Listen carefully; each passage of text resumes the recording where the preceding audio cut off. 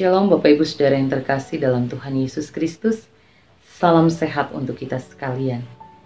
Bersyukur kembali kita dapat berjumpa pada hari ke-29 bulan Agustus tahun 2023. Beberapa hari lagi kita akan meninggalkan bulan ini dan menghitung waktu 4 bulan ke depan kita akan meninggalkan tahun 2023. Oleh sebab itu dalam perenungan firman Tuhan malam hari ini kita Ulangan pasal 32 ayat 18 sampai ayat yang ke-38 menjadi dasar perenungan kita. Saya akan bacakan ayat-ayat yang akan menjadi nas perenungan kita. Ayat ke-18 dari Ulangan pasal ke-32. Gunung batu yang memperanakan engkau telah kau lalaikan, dan telah kau lupakan Allah yang melahirkan engkau. Ketika Tuhan melihat hal itu, maka ia menolak mereka, karena ia sakit hati oleh anak-anaknya lelaki dan perempuan.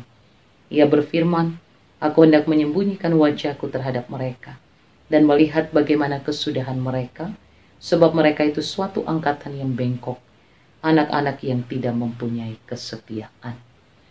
Bapak Ibu Saudara yang terkasih dalam Tuhan Yesus, dalam nyanyian Musa, perikop kita pada malam ini, mau kembali mengajak kita dalam sebuah tema, mengingat kembali untuk membarui hidup. Nyanyian Musa ini menggambarkan tentang segala sesuatu yang telah terjadi pada masa yang lampau.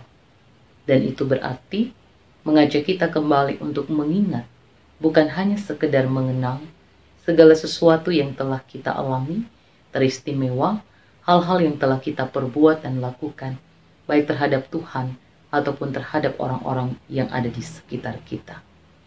Jika saya mengajak kita untuk merenungkan bagaimana perasaan kita ketika kita senantiasa berupaya kepada kehidupan orang-orang yang kita kasihi, mereka mengalami hal-hal yang baik, mereka hidup dalam kebaikan, mereka berbuat yang benar dan menjalani hidup dengan kebenaran. Tetapi jika hal itu tidak terwujud secara baik dan berulang kali, kita mungkin dikecewakan, kita mungkin disakiti, perasaan kita menjadi terluka, dan bahkan ada sebuah keengganan untuk kembali kita memperbaiki keadaan itu. Tentu itu adalah sebuah kewajaran, karena sebagai manusia, kita menyadari dan memahami betul bahwa kita semua menginginkan segala sesuatu yang baik terjadi dalam kehidupan kita. Dan kita senantiasa pula berupaya untuk melakukan kebaikan. Tetapi kemudian menjadi berbeda adalah jika itu harus kita hadapi dari perilaku, sikap, karakter, perbuatan orang-orang yang ada dalam kehidupan kita. Mereka tidak mengalami perubahan yang konsisten, mereka stuck pada satu kondisi di mana mereka enggan untuk membarui hidup. Mereka mengalami kekerasan hati dan tegar tengkuk yang tidak bisa kita luapkan dalam bahasa yang sudah mungkin kita alami, tetapi barangkali mungkin kita senantiasa merasakan bagaimana kehidupan yang penuh dengan ujian akan kehidupan dari orang-orang yang kita kasihi, atau bahkan mungkin juga dalam kehidupan pribadi kita. Mari kita belajar dalam nyanyian Musa ini. Ketika kita diajak untuk mengingat kembali hal-hal yang lampau. Dalam nyanyian Musa, dia mengingatkan kepada generasi kehidupan Israel kemudian, bagaimana gambaran para pendahulu mereka dalam tabiat, dalam sifat, dalam karakter, dalam keberadaan mereka yang seringkali melakukan penduaan hati dan menyimpang jalan daripada Tuhan. Dan dalam semuanya itu tentu menggambarkan sisi yang kurang berkenan di hadapan Tuhan. Dan tentu ketika kita melihat dari sisi manusia kita dapat memahami dan merasakan bagaimana kekecewaan yang kemudian dialami oleh Allah. Bagaimana ia telah memilih Israel sebagai bangsa yang ia kasihi.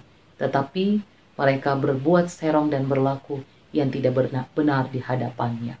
Namun Bapak Ibu Saudara yang terkasih, disinilah kita menemukan bagaimana ketidaksetiaan kita sungguh-sungguh senantiasa dihargai melalui kesetiaan Allah. Bagaimana ia menghargai kehidupan kita sebagai manusia. bagaimana ia menghargai kehidupan umatnya Israel.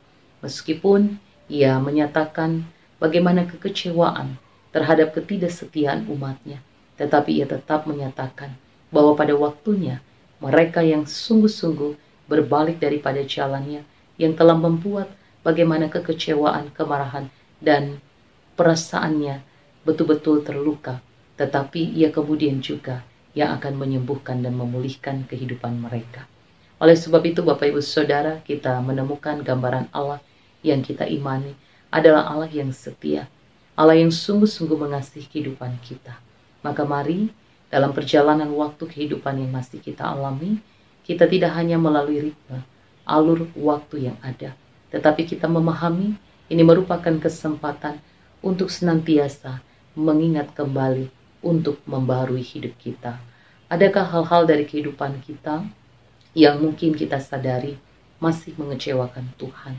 Mari kita pergunakan waktu ini dengan baik. Mari kita mengasihi Tuhan lebih sungguh.